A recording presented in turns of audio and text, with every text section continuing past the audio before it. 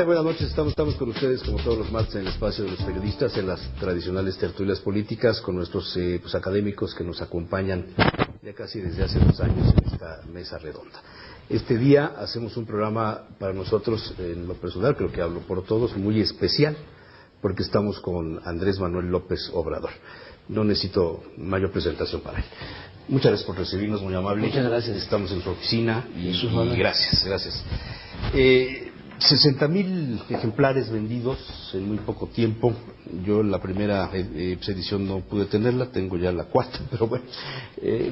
Es un libro que anima mucho a los que andamos metidos en el análisis periodístico y político, porque hace preguntas que no encontramos respuestas fáciles. Hablar de política hoy nos ubica en el sistema de complicidades, de corrupción, de los menos tienen cada vez más y los más tenemos cada vez menos. Y esto no es precisamente una justicia social ni un bien común, que serían las dos ofertas políticas de las dos grandes facciones ideológicas. ¿Tenemos salida? ¿México tiene salida? ¿Algún día podremos tener una calidad de vida que sea más pareja para todos? Yo creo que sí, Jesús Manuel. Bueno, agradecerle por esta oportunidad de conversar con ustedes. Desde luego que sí hay salidas para el país. Ese es el propósito del libro, no solo hacer un diagnóstico de lo que está sucediendo, sino alentar a la gente para que no caigamos en la desesperanza, que no pensemos que no hay salidas y que luchemos por la transformación del país, por el renacimiento de México. En los tiempos difíciles como suele pasar que no solo se padece de crisis económica o social, o no solo hay descomposición social, pérdida de valores, sino también hay mucha desorientación. Pero basta encender los canales comerciales de televisión para desorientarse, ¿no? Sí, la gente se confunde. Por ejemplo, no se sabe a ciencia cierta por qué de la crisis, por qué esta tragedia nacional, qué originó esto que estamos padeciendo. Hay quienes pueden pensar que se trata de la mala suerte, de la fatalidad, del destino. Ahí hablo de que en uno de los capítulos sostienen que la crisis viene de fuera, que se debe a factores externos. Otros más sostienen que se debe a que no se aplicaron del todo las llamadas reformas estructurales. Y últimamente se le está echando la culpa de la crisis a los gobiernos del PAN y a Calderón, y desde luego que tienen responsabilidad, ¿no? Sin embargo, nosotros tenemos una visión distinta. Nosotros pensamos que lo que se está padeciendo actualmente es el fruto podrido de la política económica que se ha venido imponiendo desde 1983. Es decir, llevamos desde Miguel de la Madrid 28 años con esto, ¿no? 27, 28 años. Y se origina esta crisis a partir de que se impone el llamado modelo neoliberal, que no es más que una política de pillaje, es una economía de élite. Todo está hecho, todo está diseñado para favorecer a una minoría. Hace 100 años había ¿cuántas familias privilegiadas en el país? Pues alrededor de 300. Se hablaba en el porfiriato eran 300 las familias que nominaban a México. Ahora son menos, pero desde luego tienen muchísimo más poder económico. Nosotros hablamos de 30 en el libro. De Slim para abajo. Sí, los que aparecen y otros más en la lista de los hombres más ricos del mundo. Me asombró, menciona usted dentro de Forbes esa lista de Chapo Guzmán, forma parte de los hombres más ricos del mundo, pero no menciona usted, bueno, sí lo menciona Carlos Salinas, el innombrable. Menciona usted algún otro político, no me acuerdo. Sí, cómo no. A los Franco, alguna familia. Sí, yo sostengo que los 30 que mandan en el país y son al mismo tiempo los responsables de la tragedia nacional son 16 hombres de negocios, 11 políticos y 3 tecnócratas. Son 30. Y ahí están los nombres. Y explicó el por qué, cómo se han hecho inmensamente ricos en los últimos tiempos. Hablo en el libro, demuestro cómo al iniciarse la política de privatizaciones, de entrega de los bienes de la nación y del pueblo a particulares, fundamentalmente durante el sexenio de Salinas, que se entregan bancos, empresas públicas. Sí, eso después con Cedillo, porque le continuaron, pero sí, todas las reservas mineras de la nación, 6 millones de hectáreas, que se concesionaron a 3 empresas, ¿no? Una de Balleres, otra de Slim y la de Germán Larrea. 6 millones de hectáreas.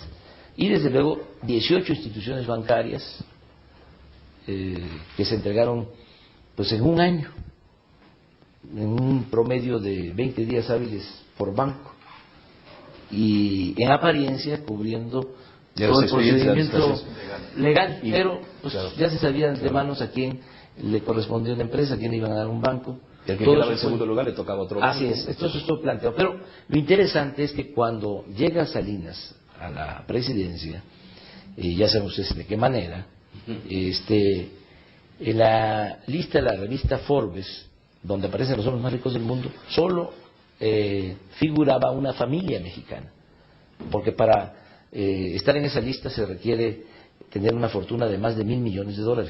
Entonces, nada más aparecía la familia Garzazada en el 88. Así es. Empieza la entrega de bienes de la nación, el pillaje de los bienes de todos los mexicanos, ese traslado de dominio de bienes de la nación a gente allegada a Salinas.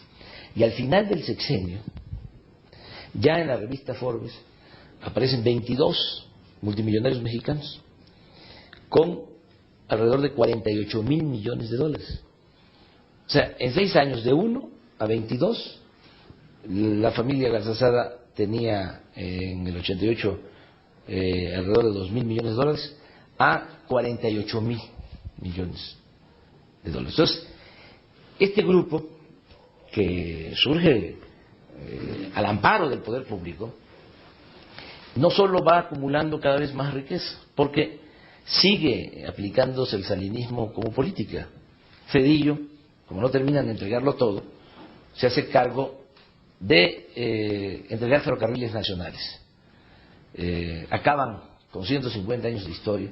A una empresa extranjera, además. A 4 empresas extranjeras, y todavía tiene el cinismo, el descaro, de que cuando termina su mandato como presidente, se va a trabajar de asesor a una de esas empresas extranjeras a las que les había entregado los ferrocarriles. O sea que Calderón tiene chamba asegurada dentro de 2 años. Sí, ya es como una moda, es una tónica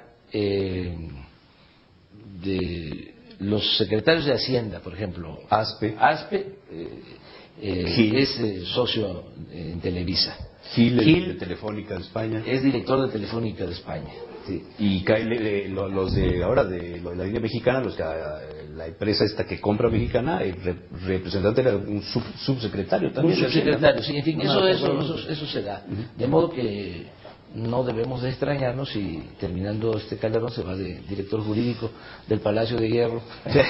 Deje hacer una pausa y vamos a regresar. Hay temas, por supuesto, la agenda de preguntas.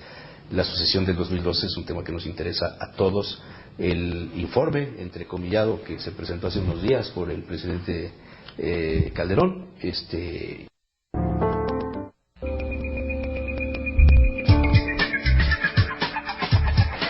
siguiendo el orden acostumbrado en el estudio, doña Catalina Pérez Osorio, buenas noches. Aunque son tardes, porque estamos grabando de tarde, pero... Buenas noches.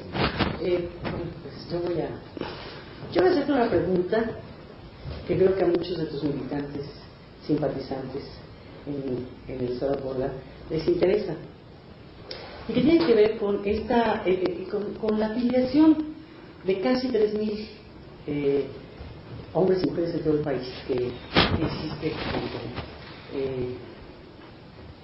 perdiste las elecciones y fuiste designado presidente legítimo de México. Porque la duda está en esta parte, y se ha discutido mucho, por eso lo transmito, por eso hago la pregunta, se ha discutido mucho por qué no la creación de un partido político, por qué no hubo ese paso hacia la construcción del partido político con esos 3 millones de afiliados al gobierno legítimo, y después por qué desapareció, lo digo todo en paquete, por qué desapareció la Convención Nacional Democrática, por qué ahora las casas de los movimientos también, digamos de una u otra forma, tienden a desaparecer para darle paso a esa estructura municipal, ¿no? Entonces hay mucha inquietud. Yo antes de venir acá, platiqué con algunos de los compañeros y ellos me decían, pregúntale eso, pregúntale lo otro. Bueno, yo más o menos en términos de síntesis planteo esto, ¿no? Porque hay mucha inquietud.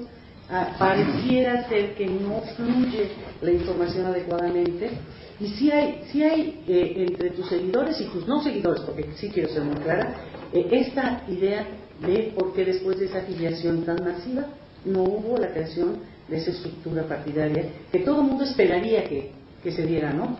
Sí, mira, Catalina, me da mucho gusto poder contestar esa pregunta, y más que viene del sentimiento de simpatizantes y de ciudadanos, ¿no? Antes, y no es por polemizar, es un deber que tengo y espero me comprendan, yo tengo que aclarar que no perdimos la presidencia. Claro, sí. Nos robaron la presidencia, y eso fue lo que dio pie pues a la creación del gobierno legítimo y a la Convención Nacional Democrática, y sobre todo a decidir que debíamos continuar con el movimiento hasta lograr el gran objetivo que tenemos, el principal objetivo, que es la transformación de nuestro país. ¿Por qué no un partido político? Bueno, porque consideramos de que se podía crear un movimiento nacional que era más que un partido político, que podíamos, como está sucediendo, tener en el movimiento el apoyo, la simpatía de militantes del PRD, del PT, de Convergencia y de muchos ciudadanos sin partido. El movimiento permite la participación de mujeres y de hombres de buena voluntad que tienen como objetivo o propósito la transformación del país. Además, no había posibilidad, ¿no?, de hacerlo, incluso legalmente no se puede hacer un nuevo partido, de acuerdo a la ley electoral, solo después de las elecciones de 12. ¿Sí? Pero no era nada más una cuestión de carácter legal, es que consideramos que el movimiento es más que suficiente para lograr el objetivo que tenemos, la transformación del país. Desde luego, a partir de organizarnos. O sea, nosotros sostenemos que el cambio no se va a dar de arriba para abajo. En una frase está nuestra estrategia. Nosotros decimos que solo el pueblo puede salvar al pueblo y que solo el pueblo organizado puede salvar a la nación. Entonces, desde hace 4 años nos hemos dedicado a organizar el movimiento y ya se tiene. Tenemos comités municipales en la mayoría de los municipios del país, alrededor de 2.500 comités municipales. Y esos comités municipales ahora están cumpliendo la tarea de constituir, de crear comités territoriales, comités en los pueblos, en las comunidades, en los ejidos, en los barrios, en las colonias, en las unidades habitacionales. Ya hay alrededor de 10.000 comités territoriales. Y la meta que tenemos es llegar al año próximo, a agosto del año próximo, a tener alrededor de 70.000 comités territoriales, porque todos los días se están integrando, se están formando comités. También decidimos inscribir a representantes al gobierno legítimo, ciudadanos que quisieran acompañarnos en este propósito, y ya se tienen alrededor de 2.500.000 representantes. en este caso sí tenemos representantes en todos los municipios de México, hasta en los más apartados. En los 217 municipios de Puebla tenemos representantes. Y esto es pues muy importante. Ahora, en las tareas que tienen los comités municipales está la de orientar, la de concientizar. Tenemos un periódico que se llama Regeneración, se están distribuyendo 5 millones de ejemplares por mes, casa por casa. En fin, va esto avanzando. Entonces, ¿se puede decir que Andrés Manuel López Obrador está preparado para las elecciones del 2020? Nos estamos preparando muy bien para ese propósito, porque además... ¿Pero por qué partido? Con el partido, que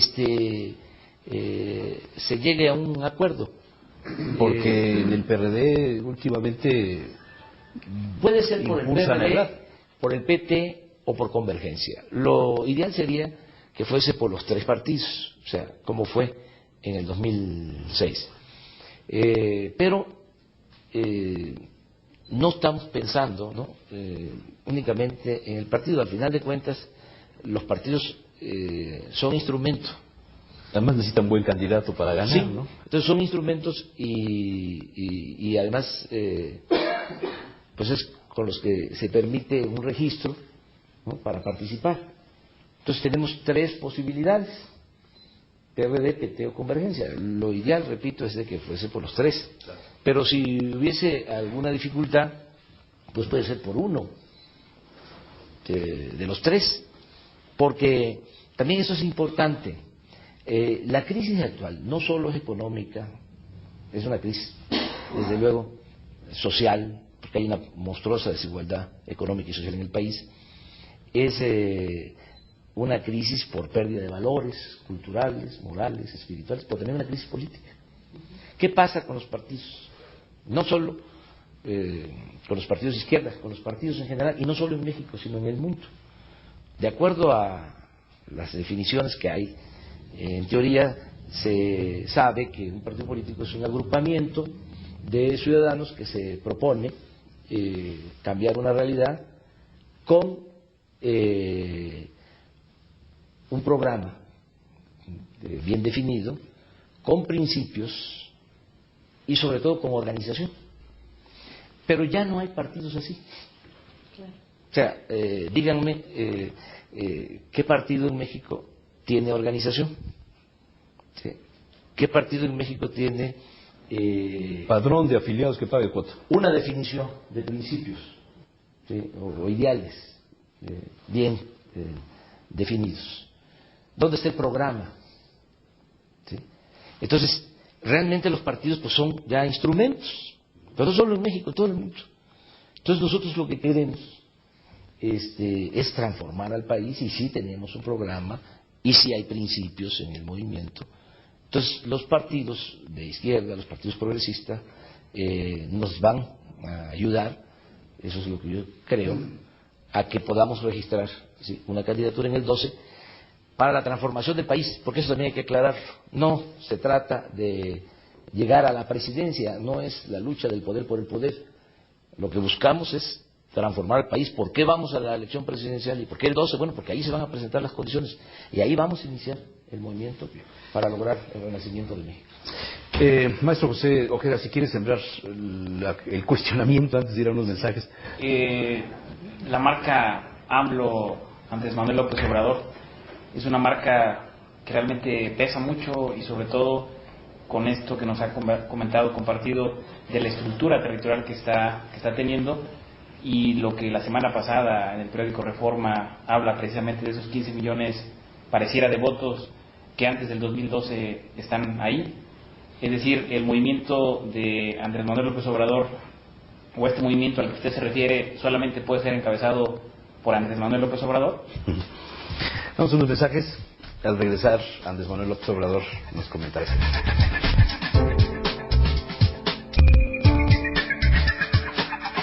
Pues tiene la palabra. Sí, es muy interesante la pregunta. El movimiento se está construyendo, insisto, parezco disco rayado, pero debe de quedar muy claro, para la transformación del país. ¿Quién puede ser el candidato? Pues el que esté mejor posicionado. Y no ahora, sí, porque en efecto, en las encuestas recientes estoy bien, ¿sí?, en el ánimo de la gente, pero no sabemos qué nos depara el destino, y tenemos que decidir hasta dentro de un año. Entonces, para entonces se vería quién es el que esté mejor posicionado. Esto lo hemos definido de esa manera, lo escribí, ahí está en el libro. No soy un ambicioso vulgar, no me voy a encaprichar, no estoy luchando por cargos públicos, lucho por principios, por ideales. Quiero contribuir junto con muchos otros mexicanos, porque ese es un movimiento de millones de mexicanos, mujeres y hombres conscientes, comprometidos, dispuestos a luchar por el país.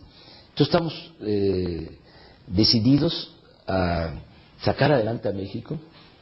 Hacer la pregunta, que si se puede. Si se puede. Claro que se puede.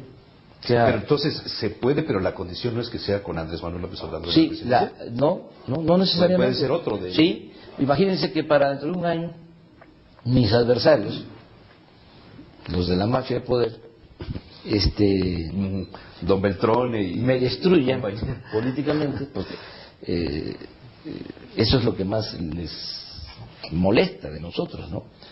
Porque no solo nos robaron la presidencia, querían destruirnos políticamente, o sea, borrarnos, que no quedara nada. O sea, no lo han logrado. Yo siento que no lo van a lograr, pero no sabemos. Entonces, sí se puede sacar adelante al país. Es un país extraordinario, no se justifica lo que está sucediendo. Nosotros tenemos muchos recursos naturales, es uno de los países con más recursos naturales en el mundo. Tenemos oro, tenemos plata, cobre, y contradicciones de extrema pobreza y extrema riqueza. Tenemos gas, agua, y el recurso más importante de México, un pueblo bueno, con una cultura extraordinaria. Somos herederos de una cultura milenaria, ¿sí? Con mucha vocación por el trabajo. Ahí están los paisanos que por necesidad se van a Estados Unidos, donde tienen un poco de oportunidades, salen adelante, están enviando a sus familiares más de 20,000 millones de dólares al año. Ese es el monto de las remesas. Si el mexicano fuese flojo, fuese indolente, no saldría adelante en ninguna parte. Ni lo contratarían allá. Así es, sale adelante allá porque hay oportunidades, aquí no hay. Entonces, sí se puede. Aquí el problema principal de México es que un grupo se ha dañado, la mafia, ¿sí?, se ha quedado con todo, ¿sí?, a costa del sufrimiento de la mayoría de los mexicanos. Y esto se puede remediar. ¿Cómo? Estableciendo en México una verdadera democracia, que no hay, porque lo que hay es una oligarquía, que significa el gobierno al servicio de unos pocos. La democracia es el gobierno del pueblo y para el pueblo. Entonces, sí podemos sacar adelante, y ese es el propósito fundamental. Y yo creo que en su momento vamos a decir quién va a ser el candidato. Por ahí en alguna de las páginas dice algo sobre cambiar de actitud en el pensamiento, y tal vez luego valga la pena de mencionar eso, pero don Benjamín Dimas Chávez, por favor, que claro, estás ansioso por preguntar. Así es. Bueno, el Frente Cardenista, y tenido de candidato al ingeniero, se llegó casi a ganar la presidencia. Hubo un robo, y igual ya sabemos la historia que hubo ahí. Tuvieron que pasar 18 años para volver a acercarnos a esa misma oportunidad, para volver a estar en ese día, ¿no? Con todo esto, realmente, ¿cuáles deberían de ser entonces los nuevos modelos que nos permita que no va a suceder esta primera idea del robo, ¿verdad? Porque la verdad hace mucho daño al país. Pasado otra vez 6 años con la idea de que fue robada la presidencia y la autoridad no tiene todo el peso constitucional para gobernar. Veamos que la población pues también, ¿no?, va generando enojo con sus frustraciones, hace que se endurezcan sus formas de organización. En la historia de la humanidad pues hemos visto que esto ha llevado hasta la violencia. En el caso de México, ¿qué hacer realmente? Primero, para poder saber que estos miles de pobres que hoy están luchando día a día por sobrevivir y que irán a votar el 12, ya les ha presentado su voto. Y la segunda, ¿cómo evitar que esta falta de oportunidades y esta presencia permanente de la pobreza no nos lleve como país a tener la violencia? Muy bien. Sí, en una manifestación, entiendo, ¿no?, de otro tipo de violencia, porque sí, en efecto ya hay un estallido de odio y de resentimiento, hay inseguridad y hay violencia, pero otro tipo, ¿no?, según Digamos una revolución, quisieras decir. una revuelta, una revolución, sí, una alzada, un un estallido estallido social. social. En primer lugar, tenemos que organizarnos. ¿Qué es lo que estamos haciendo? Nos robaron a nosotros la presidencia en el 2006 porque en efecto es una mafia que no quiere ningún cambio, pero también porque se valieron de que nos faltaba organización. Y no se puede enfrentar a una mafia que detente el poder si el pueblo no está organizado. Esa es una definición básica. ¿Sí? Estamos organizados. Por eso estamos creando estos comités, ¿sí?, con mucho tiempo. Por eso queremos tener 70.000 comités territoriales. Con los 2.436 municipios. Sí, sí, o sea, los 2.500 municipios aproximadamente, con comités municipales, y alrededor de 70.000 comités territoriales. Que en cada sección electoral haya un comité. Sí. Hasta ese nivel. A ese nivel, sí. Así es, en eso estamos trabajando. Entonces, en la medida que tengamos esa organización, vamos a poder no solo convencer a la gente de que vote por un cambio, sino de defender el voto, para que no se vuelva a dar el caso de que haya un fraude. Entonces, sobre eso estamos trabajando. Y se está avanzando. Aquí en el libro, por ejemplo, pongo un relato de una maestra bilingüe de la Sierra Norte de Puebla. Yo ando recorriendo el país constantemente.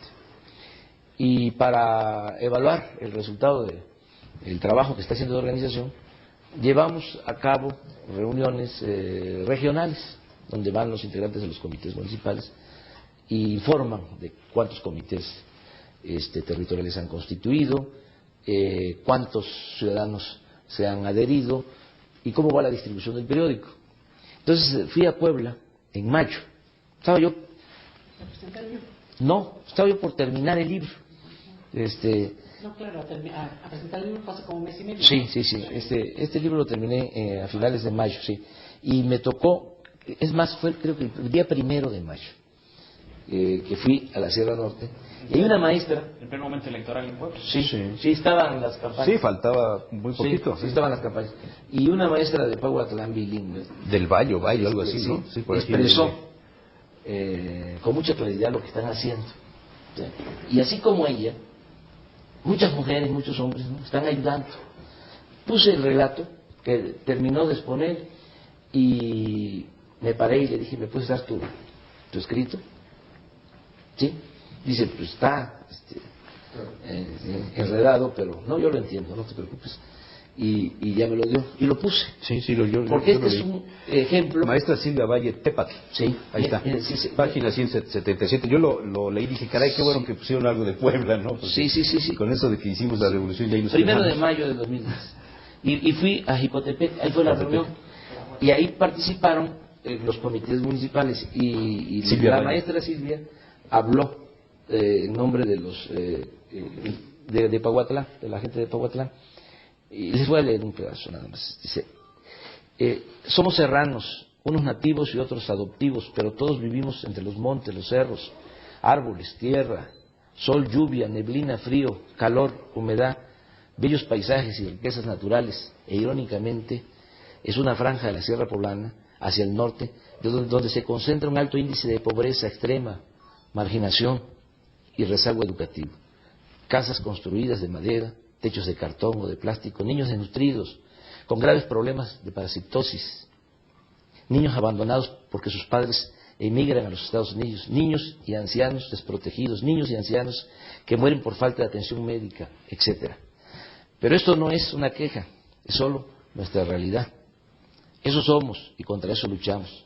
Somos Pahuatlán, que significa entre frutales. Estamos aquí, el comité de este municipio. Entonces empieza a explicar cómo el comité está trabajando, el comité municipal, y da a conocer cuántos comités se han integrado en las comunidades de Pahuatlán. Quise poner el relato porque además está muy bien escrito, tiene unas cosas verdaderamente sorprendentes. Dice, por ejemplo, les invito a que sigamos todos caminando, sigamos luchando y no caigamos en la desesperanza, porque ahora hay mucha desesperanza, ¿sí? Porque lo que decíamos es que no hay salida, ¿sí? Porque esta es una forma de silenciar, de negar el mundo, la desesperanza, de huir de él, y la deshumanización que resulta del orden injusto no puede ser razón para la pérdida de la esperanza, sino por el contrario, debe ser motivo de una mayor esperanza, la que conduce a la búsqueda incesante de la instauración de la humanidad negada en la injusticia. Muy bien. No, es muy bello. bellísimo. Además, Pahuatlán y esa zona es hermosísima y ciertamente de mucha riqueza. Por desgracia, por la presencia de tantos caciques, ¿no?, que se han pasado el poder y la riqueza y han sido dueños como hace 100 años de vidas, haciendas y derecho de pernada. También. Y la riqueza. Vamos a los mensajes, volvemos aquí en esta entrevista, en esta charla con Andrés Manuel López Obrador. Y hay más todavía.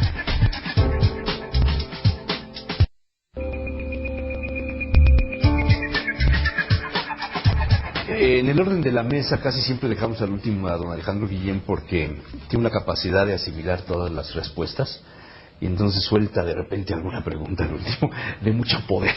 Don Alejandro Guillén. Gracias. Andrés Manuel, bueno, primero para mí es un enorme gusto estar platicando contigo. Y bueno, yo voy más a un aspecto quizá anecdótico, histórico. Si algunas elecciones viví con mucha intensidad fue 2006, sin duda alguna. No solo como académico, sino como ciudadano también. Y recuerdo que en buena parte de la campaña, una de las críticas, digamos, positivas que había hacia Andrés Manuel López Obrador era el diagnóstico del país, en donde ciertamente la riqueza estaba concentrada en las manos, ciertamente no había, digamos, una justa distribución de la riqueza, pobreza como la que acaba de narrar en el libro, en fin, y aquí mi pregunta es la siguiente, que tiene que ver con lo que siguió después de la elección. Ya sabemos lo que ocurrió, hay una enorme polémica con respecto a si hubo fraude o no hubo fraude, pero mi pregunta es la siguiente. ¿Crees que la estrategia seguida después del resultado electoral fue la adecuada? Porque en ese momento hubo mucha gente que creía en Andrés Manuel López Obrador y creo que poco a poco fue bajando el nivel, digamos, de efervescencia y de apoyo hacia Andrés Manuel López Obrador, número uno. Número dos, se generó mucho esta percepción también de que Andrés Manuel López Obrador podría ser un presidente muy similar a Fidel Castro o a Hugo Chávez en Venezuela, y que posiblemente iban a generar geopolíticamente el triángulo que podría ahí incrustarse en el continente americano para hacerle contrapeso al imperialismo yanqui, ¿no?, por ponerlo en los términos en que lo usan. Entonces, a estas alturas, después de pues ya 4 años de que esto ocurrió, ¿cuál sería el balance de Andrés Manuel López Obrador? Primero, esa estrategia seguida inmediatamente, la toma de reforma, en fin, este tipo de pasos que dieron en ese momento, que era un momento crítico, el mitin en el Zócalo, donde todos estábamos a la expectativa si en ese momento la gente iba a ir a San Lázaro, precisamente a impedir la toma de posesión. Entonces, esa es mi pregunta. ¿Fue adecuada la estrategia o no fue adecuada? ¿Y qué se ha hecho para corregir si es que no fue adecuada? Bueno, yo creo que sí. Y el tiempo y la realidad nos han dado la razón. En términos de resultados, ¿qué puedo decir hoy? Bueno, que a pesar del fraude y de la inconformidad de la gente, no hubo violencia. no se ha roto un vidrio. Este es un movimiento que ha sido, es y seguirá siendo pacífico. Nos pueden acusar de todo. Y claro, inventan muchas cosas. Porque seguimos padeciendo de una guerra sucia. Estos señores, además de que tienen tomadas, secuestradas todas las instituciones, son también los dueños de los medios de comunicación más influyentes de este país. Y ellos son los que tripulan la mente, el pensamiento de millones de mexicanos. Ellos administran la ignorancia en el país. Entonces padecemos constantemente de ataques, nos calumnian un día sí y el otro también. Entonces, no se generó violencia. Por eso fue también la decisión de presionar a las autoridades electorales para que contaran los votos de esa forma, con esa manifestación en el Zócalo y en Reforma, que se malinterpretó. Nosotros no queríamos violencia y calculamos que si hacíamos cualquier otro tipo de protesta, se nos podía salir de cauce el movimiento. Y eso se hubiese generado una situación mucho más complicada. A lo mejor no estaríamos hablando aquí como lo estamos haciendo. En términos de resultados también, tú decías, se perdió, ¿no?, simpatía. Algunos se dejaron engañar, porque es mucha la manipulación. Y aquí quiero decir que se piensa, ¿no?, que se manipula a través de los medios de comunicación al pueblo raso, pero que los integrantes de clases medias y de clases altas, incluso profesionistas, ¿no?, con nivel académico, con maestría, con doctorado, ellos sí están bien informados. Pues no es así. ¿Sí? Hay profesionistas con nivel de maestría, de doctorado, que repiten como loros lo que dicen en Televisa. O sea, y esa es la idea que tienen, ¿no? Entonces, que esto nos afectó muchísimo, bueno, aunque nos hubiese afectado en lo cuantitativo, es decir, aunque nos hubiese quitado simpatía, el hecho de que no hubiese habido violencia, ¿sí?, es una contribución fundamental, porque nosotros queremos la transformación de México por la vía pacífica. Pero además,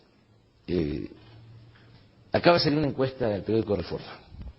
Si hoy fueran las elecciones, 24% de los ciudadanos votarían por nosotros, 24%.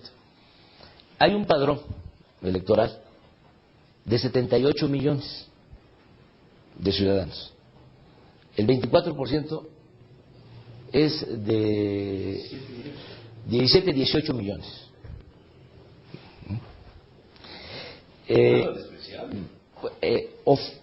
Oficialmente, que no es la realidad, ¿sí?, nos reconocieron a nosotros 14 millones y medio en el 2006.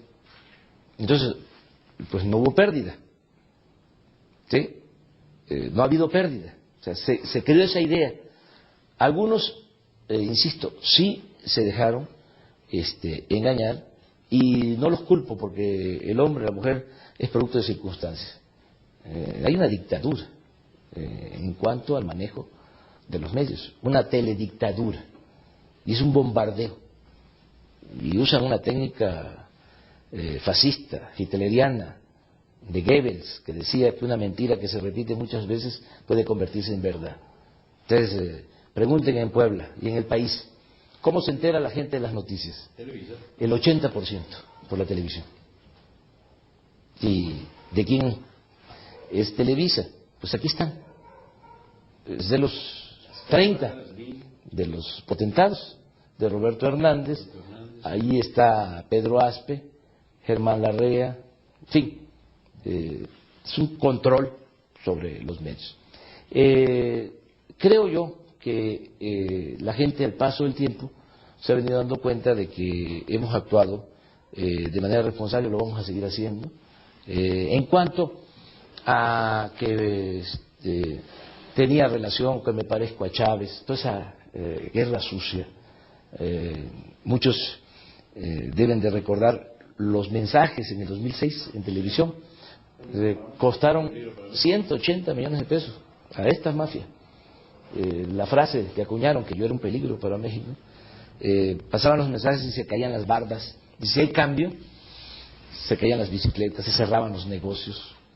Aparte, una gran campaña de rumores de que tuviese 2 casas, le íbamos a quitar una. ¿Que había jardín también? Sí, incluso que... ¿Y que tuviera 2 esposas también? Bueno, una serie de cosas que algunos creyeron también, por lo mismo, por este bombardeo publicitario. Trajeron mercenarios de la publicidad. Solá y el otro estadounidense, que luego de estar aquí fue asesor de McKay en la campaña reciente en Estados Unidos, y también acuñó lo mismo, que Obama era un peligro para Estados Unidos. Además que no funcionó. Aquí tampoco funcionó, porque sí desconcertó, sí nos quitó algunos votos, pero aquí lo fundamental, o sea, lo que decidió el que no estemos en la presidencia fue el fraude electoral. Nos robaron, ¿sí?, la presidencia de la República. Entonces, no tengo nada que ver con Chávez, no conozco a Chávez, ¿sí? No conozco al comandante Castro, acaba de hacer un comentario sobre mi libro,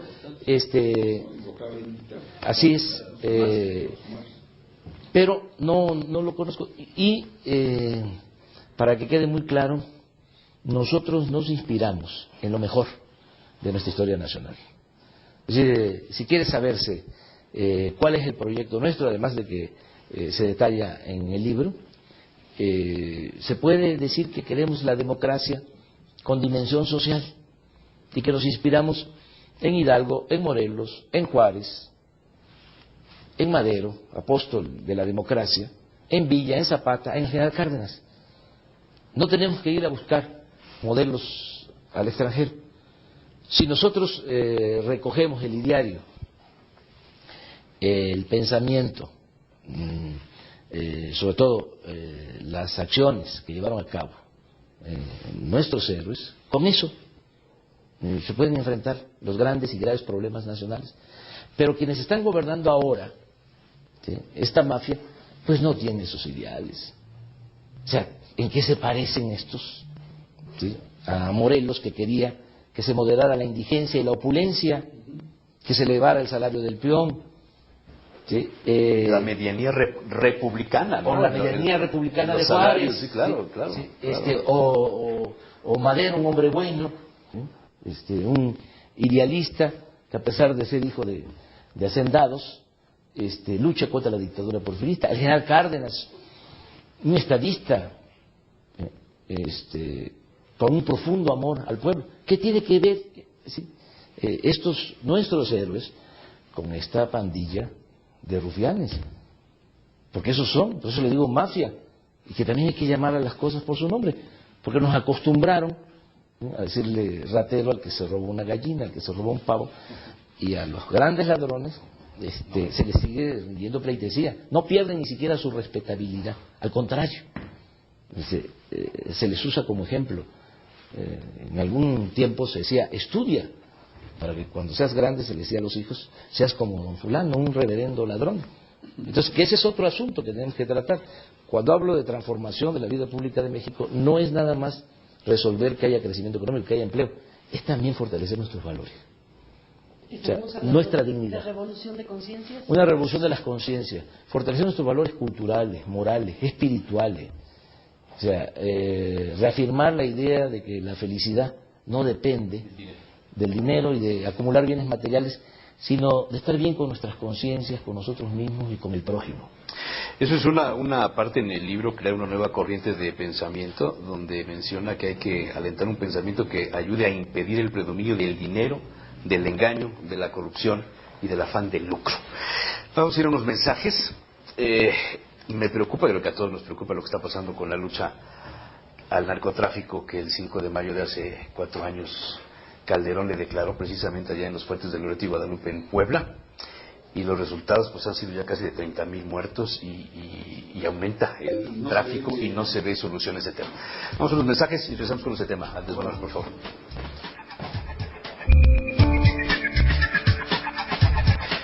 Comentaba antes del corte el tema de la guerra al narcotráfico.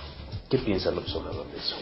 Bueno, primero yo considero que se deben de analizar las causas, ¿no? ¿Por qué se llegó a esto?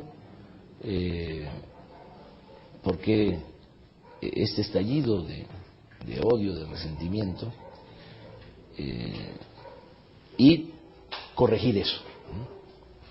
Yo siento que todo lo que está sucediendo se origina por la falta de oportunidades, porque no ha habido crecimiento de la economía en todo este periodo, en 27, 28 años. Se le cerraron las puertas a los jóvenes todo este tiempo, que no tienen posibilidad ni de trabajo ni de estudio. Por eso es heroico lo que hacen muchos jóvenes. Los ninis famosos. Sí, y es heroico el que muchos jóvenes opten por emigrar, arriesgándolo todo, irse a buscar la vida a Estados Unidos, porque si se quedan no tienen posibilidad de trabajo y sí van a estar tentados permanentemente a tomar el camino de las conductas antisociales. Entonces, raro sería, esto se tiene que entender, que no hubiese inseguridad, que no hubiese violencia después de casi 3 décadas sin crecimiento económico, sin empleo. En todo este tiempo nos convertimos en el país del mundo que más mano de obra exporta al extranjero. Hay cosas que no se dicen en la televisión comercial, en los medios de comunicación en general, pero el año pasado México ocupó el último lugar en el continente americano en crecimiento económico. Estuvimos abajo de Haití. A nivel mundial, una evaluación del Banco Mundial, en 152 países, México ocupó el lugar 143 en crecimiento económico. Estuvimos entre las 9 peores economías del mundo. Entonces, pues ¿cómo no va a haber inseguridad? ¿Cómo no va a haber violencia? Y esto no se resuelve, y esto hay que también subrayarlo, nada más con medidas coercitivas, con soldados, con policías, con cárceles, con amenazas de mano dura, con leyes más severas. Pues tiene que crearse una situación distinta de oportunidades, echar a andar la economía, ¿sí? Que haya empleo, que haya bienestar, y lo que estamos también planteando, el fortalecimiento de valores, que no sea el dinero el que se eleve a rango supremo y que se convierta en virtud, la codicia, y que tomemos en cuenta los valores que tenemos los mexicanos. Abajo no está la enfermedad, a pesar de que ha permeado toda esta decadencia, todavía abajo no está la enfermedad del odio, de la codicia. Hay muchos valores en la familia mexicana. Somos un pueblo solidario por tradición, claro, ¿no? claro. La familia mexicana es la institución de seguridad social más importante del país. Es la más solidaria. Si a un miembro de la familia le va mal, acuden en su apoyo a otros. Nada más que eso se ha ido socavando con la crisis. Hay mucho problema de desintegración familiar, en fin. Entonces, hay que atender las causas. Hay que frenar este proceso de degradación progresivo que se ha venido tanto. Por ejemplo, si no hay un plan para crear empleos, fíjense cuánto se ha hablado del problema de la inseguridad, cuántas reuniones del Gabinete de Seguridad, y no hay un plan para generar empleos. No hay un plan para atender a los jóvenes. O sea, están viendo el problema de la inseguridad y de la violencia como si fuese un asunto de bandidos o ladrones y policías. No están atendiendo las causas. Entonces, eso se tiene que atender, no se está haciendo. Luego, fue un error lo que hizo Calderón, más que un error, fue un crimen, como ha quedado demostrado. El pegarle un garrotazo al avispero a lo tonto.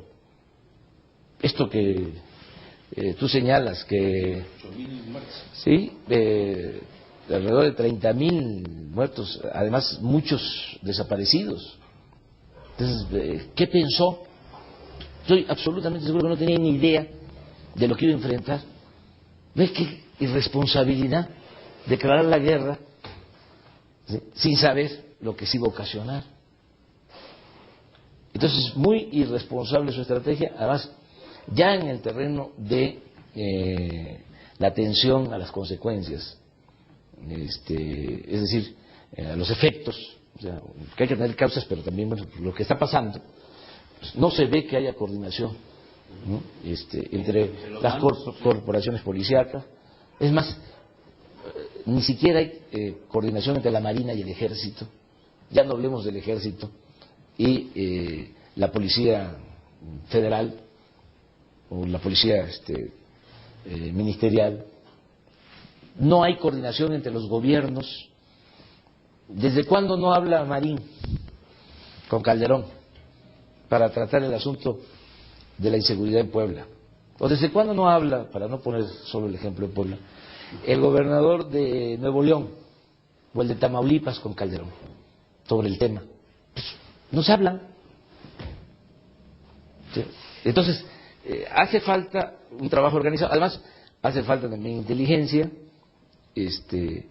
No es un asunto nada más de fuerza, es un asunto de inteligencia, de investigación, así es. Eso no hay. La verdad es que Calderón, con todo respeto, no lo voy a decir porque no tiene caso, pero no estaba ni siquiera para Ministerio Público, o sea, menos para presidente de México. Esa es la verdad. Sí, siguiendo con el tema, a mí sí me gustaría saber qué opinas sobre. Bueno, finalmente, yo les digo, y lo platiqué y lo he conversado muchas veces, en cada estado de la República, si llega uno y se planta uno y entonces le dice a uno a la gente, ¿usted sabe quién se ha hecho rico en este país? En este estado. El político. ¿Usted sabe quién lava dinero? ¿Usted sabe? La gente por lo general dice sí, sabe quién, ¿sí? Lo planteo porque a mí lo que me interesa mucho es, bueno, Felipe Calderón acaba de proponer una ley para las operaciones de compraventa no más de 100,000 pesos. Para todo lo que tiene que ver con el lavado de dinero. Porque bueno, de una u otra forma, efectivamente se va a hacer más imposible. O sea, se va a esta guerra en donde no se opera la otra parte que tiene que ver precisamente con una gran problemática de corrupción, porque no nada más roban los funcionarios, sino, o sea, hay empresarios, en fin, hay una serie, y bueno, toda esta cultura de la corrupción que de una u otra forma se ha ido estableciendo en la vida cotidiana de los mexicanos, que a mí es lo que más grave me parece. Entonces, ¿cómo verían Andrés Manuel López Obrador precisamente este lavado de dinero, todos los delitos de cuello blanco, que tienen que ver básicamente con el atacar al sistema financiero mexicano, ¿no? Que hay mucho. Nada más sobre el mismo tema, por si alguien de los compañeros quiere decir algo en virtud de que cada vez nos queda menos tiempo para el final del programa, pero ¿alguna pregunta relacionada con esto mismo? ¿No? Andrés Manuel, por favor. Sí, mire, hace falta limpiar de corrupción el gobierno y también dar ejemplos de honestidad, ¿no? Hacia la sociedad. Acabar con la cultura del lagandalle, para decirlo así, de manera coloquial. Esto de que el que no tranza no avanza, ¿sí? Y que se le aplaude al que de la noche a la mañana se hizo inmensamente rico, sin escrúpulos morales de ninguna índole, ¿no? Que eso es lo que vale, ¿no? La audacia de acumular dinero, acumular riquezas, aunque sea mala vida, ¿no? Entonces parecen como gente exitosa. Sí. Entonces, sí.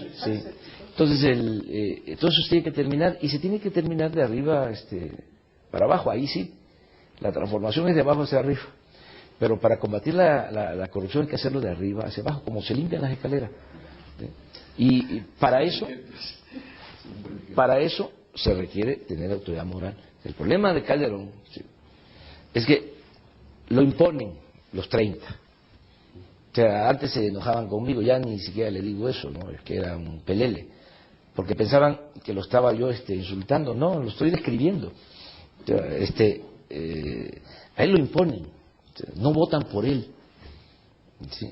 Los que votan lo hacen, no todos desde luego, pero muchos, porque querían cerrarnos el paso a nosotros, porque éramos un peligro para México. Entonces, no lo escogen estos, o no lo impulsan, lo apoyan estos, por que tiene dotes de estadista, sino porque no querían el cambio, no querían que nosotros llegáramos. Entonces, es muy deshonesto, Calderón, esa es la realidad. Pues acaban de entregarle a Televisa toda la fibra óptica de la Comisión Federal de Electricidad y todo el espectro radioeléctrico, todo un monopolio de la comunicación donde va a manejar Televisa, la radiocomunicación, la televisión, telefonía, lo celular, toda la parte celular, internet, radio. todo.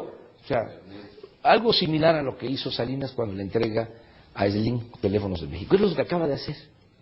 Entonces, Calderón, pues ese es un atraco. El caso, por ejemplo, de la fibra óptica, es un acto de corrupción a todas luces.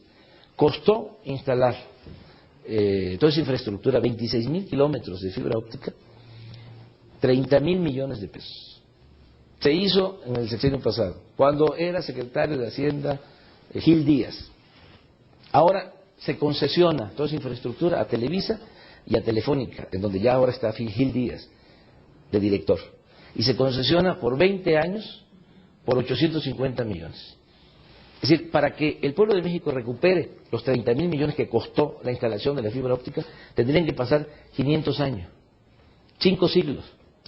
Entonces, eso es robo, ¿sí? Eso es corrupción. Y así, todo el tiempo. En el caso de los estados, caso de Puebla, los que se van a ir, ¿sí?, corruptos, pero los que van a entrar también. O sea, por eso no fui a Puebla durante la campaña, porque yo considero que el PRI y el PAN son lo mismo. Ahora va a entrar el PAN, que no es el PAN del todo, pues, es el Bester Gordillo. O sea, el gobernador electo es hijo predilecto de el Bester Gordillo. ¿Quién es el Bester Gordillo? O sea, ¿lo explicamos o ya lo dejamos así? Yo sí, pero yo sí quisiera que lo explicara, sí, es interesante. El Bester Gordillo le ayudó a Calderón, para irnos más atrás, en el fraude electoral. Es la líder de el sindicato de maestros, es la que realmente manda ahí.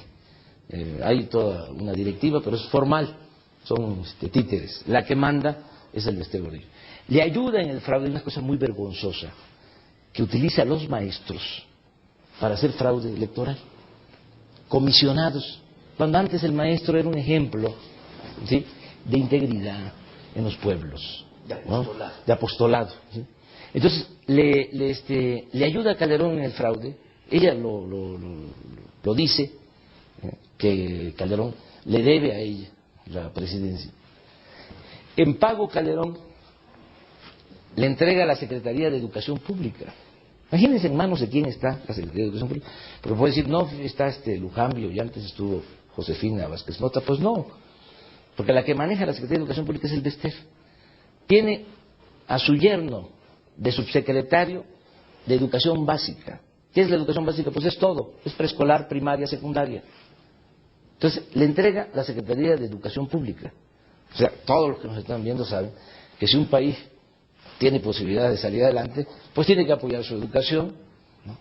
Manos del Bester, ¿qué futuro tiene el país? ¿Qué futuro tiene la educación?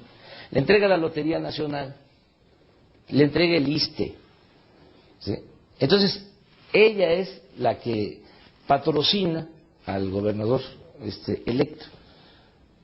Se va uno, Marín, del PRI, con todas esas características de corrupción, y entra otro igual. ¿Sí? Igual, no tengo la menor duda de eso. Entonces, no hay realmente un verdadero cambio. Entonces ahora, a lo mejor hay quienes están pensando en Puebla de que sí van a haber cambios y que eran unos rateros los que estaban, los que todavía están en los cargos, pero que ahora ya viene la decencia. Pues no quiero desanimarlo, no soy aguafiesta, pero ahora sí que lo que Natura no da, Salamanca no otorga. O sea, no va a haber, desgraciadamente, un cambio hasta que no haya un movimiento realmente del pueblo y para el pueblo. Hacemos una pausa. Después de estos mensajes seguimos aquí en Los Periodistas, en las tertulias políticas de los martes, en entrevista especial, exclusiva, además con un gran placer con Andrés Manuel López Obrador. Como estamos en la última parte, vamos a hacer una ronda de preguntas y te dejamos hablar, sí, para cerrar el programa. Don Alejandro, por favor. Bien, siguiendo con este tema de los adversarios, ya nos describiste quiénes son tus adversarios externos, pero también tienes adversarios internos. Primera pregunta es, ¿por qué el distanciamiento con el PRD? ¿Qué pasó con el PRD? Particularmente en la última elección federal, en donde tú apoyaste a los candidatos del PT y no apoyaste a los candidatos del PRD. Y una segunda pregunta con respecto a esto es si este distanciamiento con el PRD no será un obstáculo precisamente para lo que tú nos planteabas al inicio de la charla, de buscar una coalición de partidos PRD, PT, Convergencia. Benjamín. En el libro se mencionan la mafia, estos 30 nombres, pero seguramente López Obrador y este movimiento tienen aliados, gentes que tienen una vocación nacional muy bien definida y que están dispuestos a dar la lucha. ¿Quiénes son? Y solamente mencionar, y Cuauhtémoc Cárdenas. Y yo por último, bueno, finalmente en esta tónica de las elecciones políticas, y acabas de mencionar claramente que Marcelo Ebrard ha sido un hombre responsable, efectivamente, si están llamando una alianza, ¿qué llamamiento les harías a todos tus seguidores? No nada más en el Estado de Puebla, en general, porque pareciera ser que no se percibe, ¿no? Esta parte que acabas de mencionar y se plantearía el todo o el nada, o Andrés Manuel o Ebrard. No, pues muy interesante. Bueno, todas las preguntas. Yo tengo distancia, he tomado distancia de los dirigentes del PRD, porque no estoy de acuerdo con las decisiones que han tomado. Por ejemplo, no comparto lo de las alianzas con el PAN. Bueno, acabo de decir que son lo mismo el PRI y el PAN. Pero en Oaxaca sí la apoyaste. No apoyé. Estuve con Gavino antes, recorrí con él todos los municipios. Cuando ya es candidato y deciden que también iban por el PAN, yo ya no voy, yo me retiro, ¿sí? Completamente. Entonces tengo esas diferencias, ¿no? Con ellos. Creo que es una contradicción, ¿no? Lo que están haciendo. No así con los militantes del PRD. No renuncio al PRD, entre otras cosas, ya hablé de que no se puede formar un partido político nuevo y todo esto. No renuncio al PRD por sus militantes, porque una cosa son los dirigentes y otra cosa son los militantes, ¿no? Hay gente en la militancia extraordinaria, como en todos los partidos, ¿no? Y hay simpatía de los militantes. En esta encuesta que hablamos de reforma, más del 60%, ¿no?, de los militantes del PRD están a favor de nosotros. En otras encuestas, 70%, ¿sí?, a favor de una posible candidatura, ¿no?, que yo encabece. Entonces, tampoco nos vamos a pelear. O sea, he actuado también con prudencia en eso. No estoy declarando todos los días en contra de los dirigentes del PRD y que en contra de los grupos o las facciones que hay al interior del PRD. No me meto en eso. De otra razón, porque pues yo tengo mucho trabajo en la construcción del movimiento.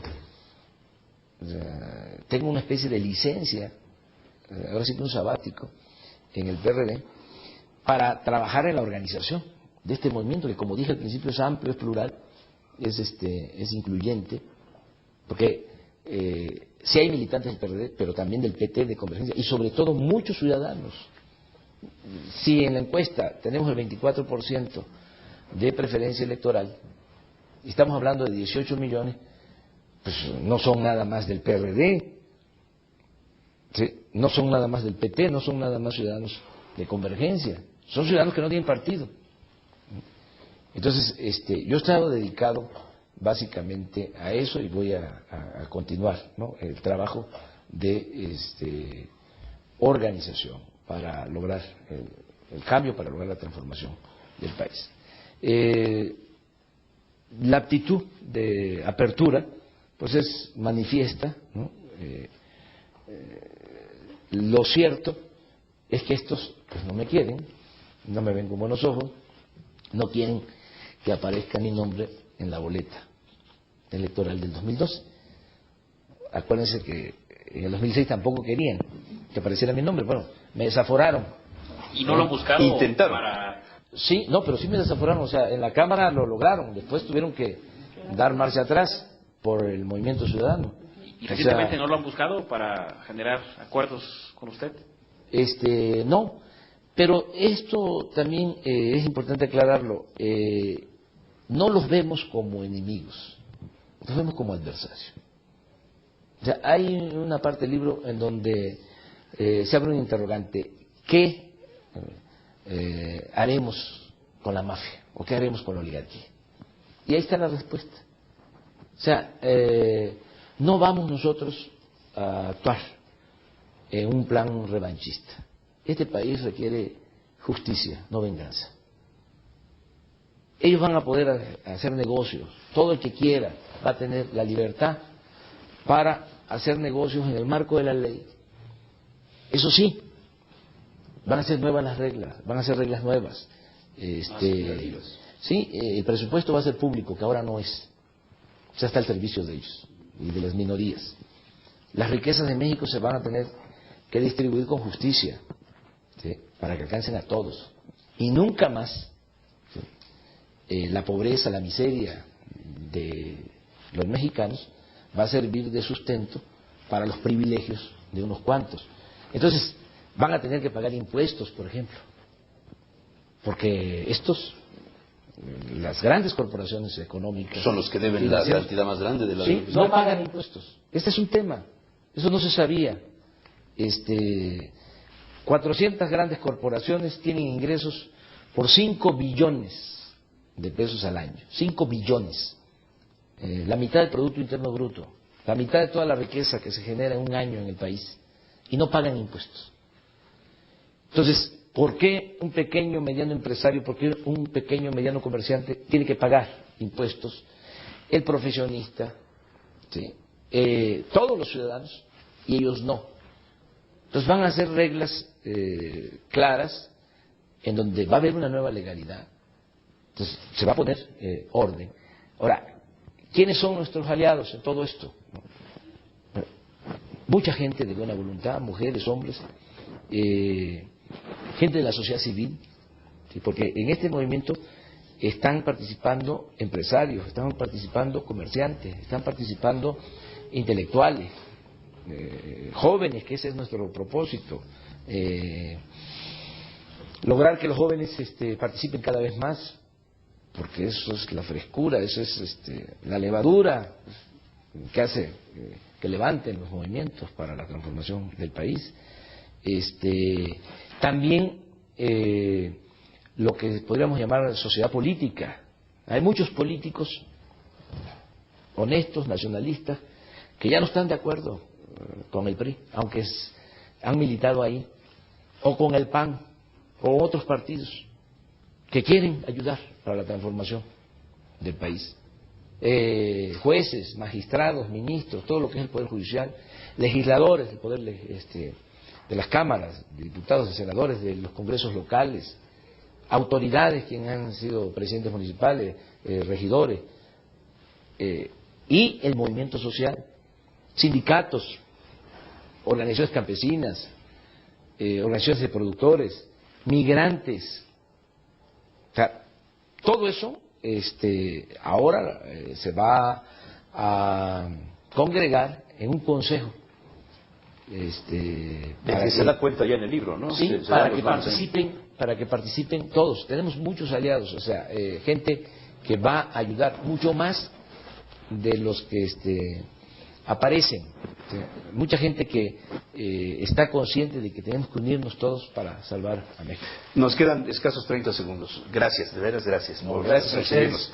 Carlos Salinas, se menciona en el libro varias veces, ¿es el jefe de la mafia? Sí, él es el jefe de la mafia. ¿Y tiene candidato en la izquierda, Carlos Salinas?